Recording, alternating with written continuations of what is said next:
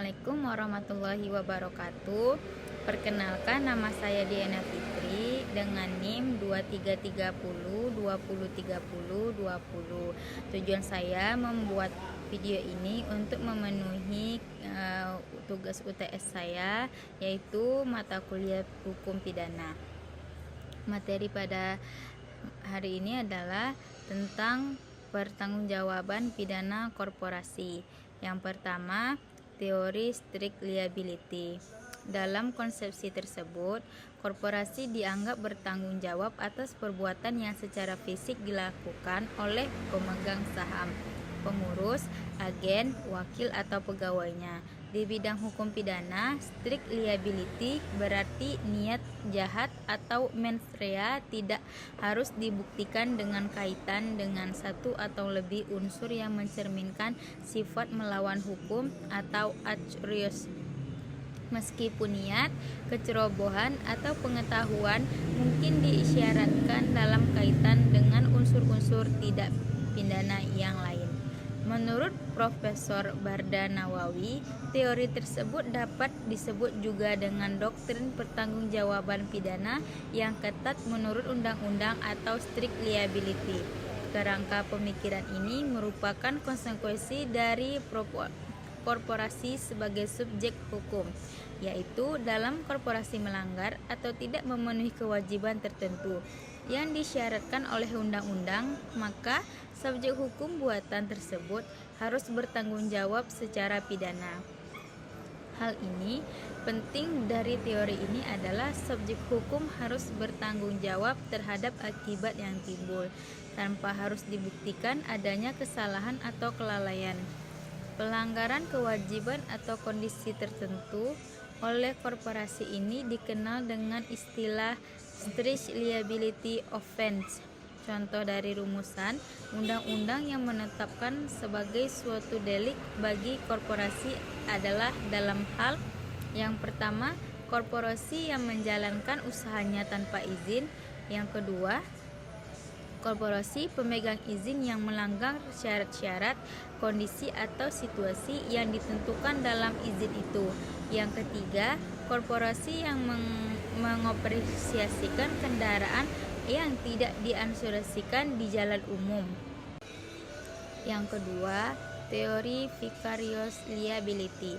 Berdasarkan teori ini, maka secara umum dapat dikatakan bahwa atasan harus bertanggung jawab atas apa yang dilakukan oleh bawahannya, sebagaimana didefinisikan bahwa prinsip hukum vicarious liability adalah seorang bertanggung jawab untuk perbuatan yang dilakukan oleh orang lain, ketika keduanya termasuk dalam suatu bentuk kegiatan gabungan atau kegiatan bersama.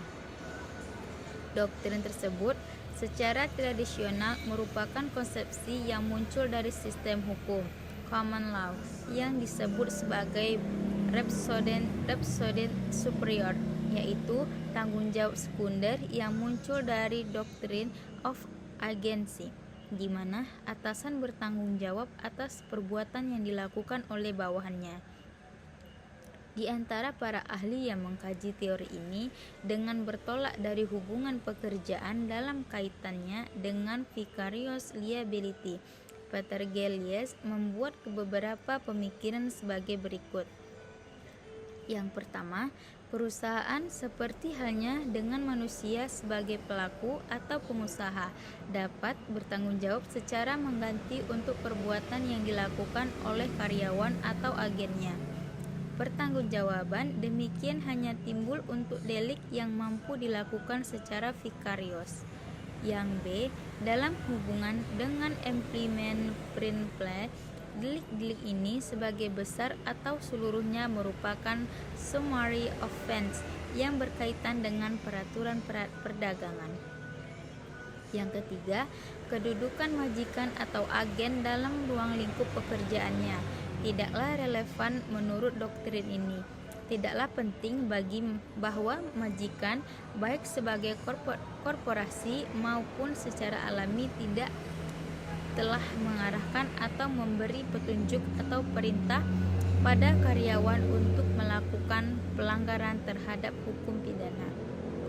Bahkan, dalam beberapa kasus, vicarious liability dikenakan terhadap majikan walaupun karyawan melakukan perbuatan bertentangan dengan instruksi berdasarkan alasan bahwa perbuatan karyawan dipandang sebagai telah melakukan perbuatan itu dalam ruang lingkup pekerjaannya.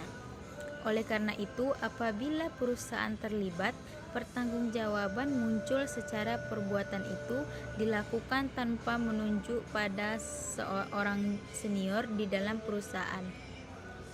Perlu dikemukakan bahwa doktrin ini dapat berlaku dengan didasarkan pada prinsip pendelegasian wewenang atau delegation principle.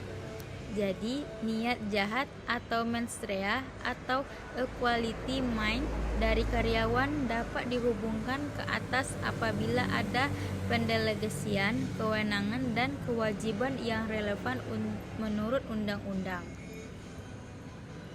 Yang ketiga, teori identification. Pertanggungjawaban pidana langsung atau direct liability yang juga berarti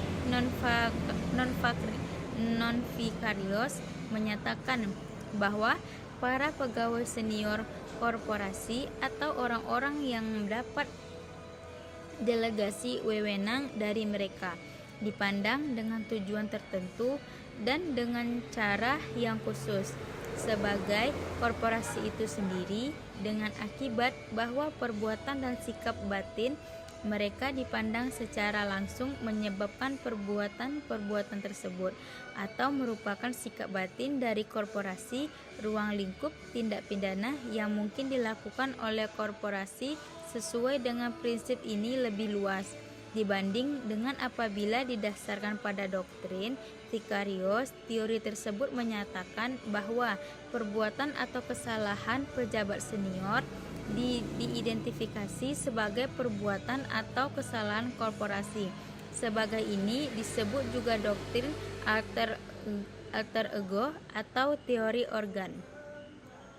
Dalam pandangan Profesor Dr. Bardi Nawawi, pengertian pejabat senior korporasi dapat bermacam-macam meskipun pada umumnya pejabat senior adalah orang yang mengendalikan perusahaan baik sendiri maupun bersama-sama. Dalam biasa disebut para direktur dan manajer. Sementara di Amerika, teori ini diartikan lebih luas, yaitu tidak hanya pejabat senior atau direktur, tetapi juga agen di bawahnya. Hal ini tersebut tergambar dalam pendapat para pakar maupun praktis hukum berikut ini. 4. Pertanggungjawaban pidana korporasi di Indonesia. Dalam Kitab Undang-Undang Hukum Pidana Indonesia (KUHP) belum dikenal adanya ketentuan pidana yang menentukan subjek hukum buatan atau korporasi sebagai subjek yang dapat dikenakan pidana. Hal ini terlibat dalam ketentuan umum KUHP yang menyebutkan berlakunya peraturan perundang-undangan Indonesia bagi setiap orang. Terminologinya lain yang dipakai dalam KUHP adalah warga negara, sebagaimana disebutkan dalam pasal 5 KUHP yang pada intinya menetapkan berlakunya peraturan perundang-undangan Indonesia bagi warga negara Indonesia yang melakukan kejahatan tertentu di luar wilayah Indonesia. Namun demikian, dalam perkembangannya, korporasi kemudian menjadi subjek hukum dalam rumusan ketentuan pidana. Berikut adalah contoh di mana suatu undang-undang khusus mengatur mengenai korporasi sebagai subjek tindak pidana, tetapi yang dapat dipertanggungjawabkan hanya pengurusnya. Yang pertama, Undang-Undang Nomor 1 Tahun 1951, Undang-Undang Kerja. Yang kedua, Undang-Undang Nomor 2 Tahun 1951, Undang-Undang Kecelakaan. Yang ketiga, Undang-Undang Nomor 3 Tahun 1991, Undang-Undang Pengawasan Perburuhan. Demikian, itu saja video saya. Saya Diana Fitri. Assalamualaikum warahmatullahi wabarakatuh.